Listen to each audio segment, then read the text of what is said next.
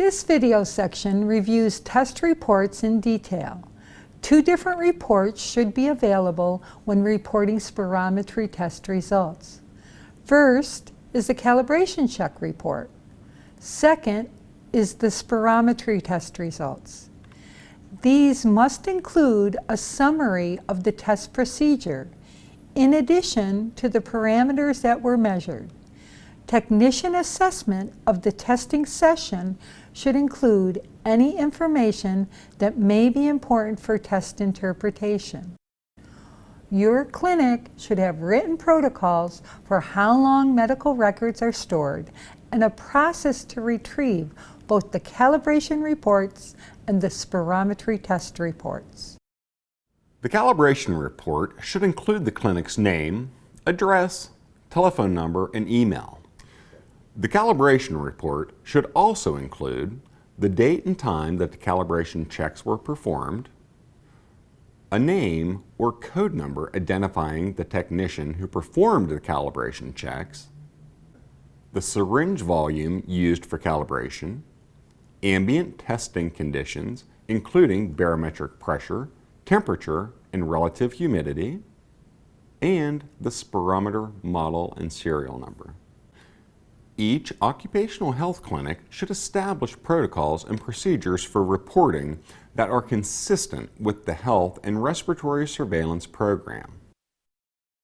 The following information should be included in the spirometry results report. Clinic information such as clinic name, facility ID number, city, state, zip code, county, phone number, and email. Information about the spirometer should be included in the test report. The worker's name and/or identification number, date of birth, height, sex, and race or ethnicity should be recorded. It must be stressed that subject data be entered correctly. Let's watch as our instructor shows what can happen if a technician enters incorrect subject information. Notice that this test had predicted values over here in the values box. 158% are predicted. So I looked up here and I saw it was a 68-year-old female, but her height was 53 inches. So we actually called this person and found out that it was actually incorrect. So now it's 102%, 104%. She's actually 5'2", 62 inches. We fixed the height and made that test valid. Report the responses to pre-test questions either on the report or a separate sheet to be retained in the worker's health record. The worker's testing position, standing or sitting, should be documented. The technician administering the spirometry test must be identified. The reference value set used for predicted values, such as NHANES 3, and lower limits of normal values, or LLN, must be recorded. Ambient testing conditions, including room temperature, barometric pressure, if required, and relative humidity, must be reported. This information will be used to determine the appropriate BTPS conversion factor. Remember, do not use spirometry factory default settings for ambient conditions. There are a number of volumes, flow rates, and ratios that must be reported. At a minimum, the spirometry report should include the following test parameters: the FVC, the FEV1, the FEV1 to FVC ratio, and the peak expiratory flow rate from all maneuvers. The best FVC should be reported.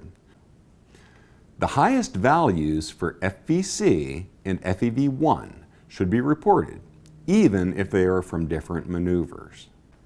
The ratio of the largest FEV1 to the largest FVC indicates the fraction of the total volume that was exhaled in the first second.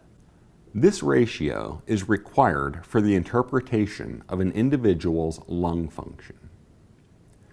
The FEV6 is the amount of air forcefully exhaled within the first 6 seconds.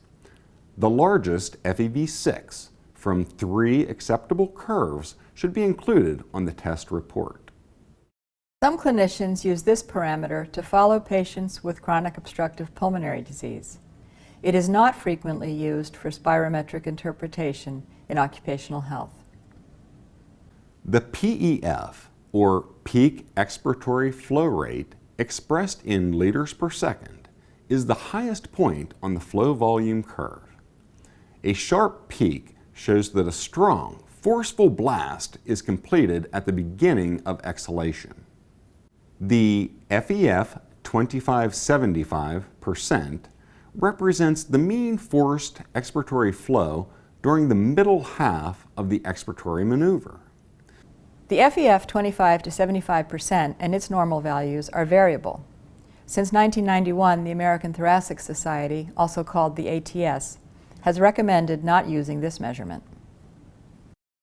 Extrapolated volume may be referred to as VEXT, BEV, or EV on the report. It is a helpful assessment that ensures that the start of test is satisfactory. This measurement will indicate if there is hesitation or a slow start. If back extrapolated volume is too large, spirometers should alert the technician. These maneuvers must be rejected. Forced expiratory time, expressed as FET, is a measure that guides the technician to access complete emptying of the lungs. Test repeatability for FVC and FEV1 is helpful to the interpreter.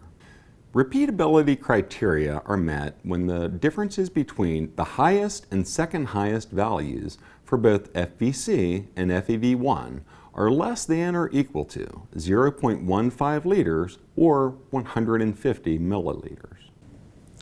Predicted values represent the average value expected for non-smoking healthy persons who share the subject's age, height, race, and sex. Predicted values, percent predicted values, and LLNs need to be included in the spirometric report for each of the parameters except the extrapolated volume and forced expiratory time. The NHANES 3 spirometry values are recommended for general use in the United States. The worker's highest measured value is used for comparison to their NHANES 3 expected value and must come from an acceptable maneuver. Because the range of normal is wide, we use the lower limit of normal as a threshold below which the spirometry result is considered abnormal.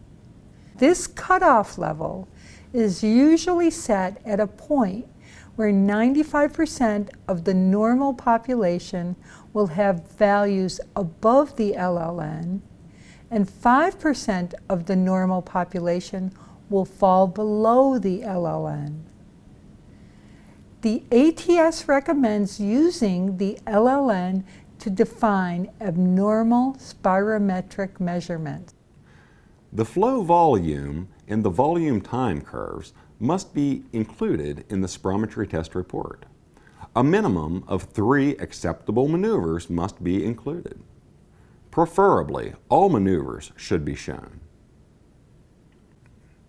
Technician comments provide valuable information to the interpreter. Any unusual circumstances that can affect test results should be included in the comments. A change to different testing position should be noted. For example, when a worker develops lightheadedness and changes from a standing to a seated position. Any symptoms that develop during testing, such as lightheadedness, shortness of breath, or coughing, are important to note. Provide an assessment of the worker's effort during the test. This concludes the spirometry training video. We hope you will apply this knowledge as you practice your skills to become an expert spirometry technician.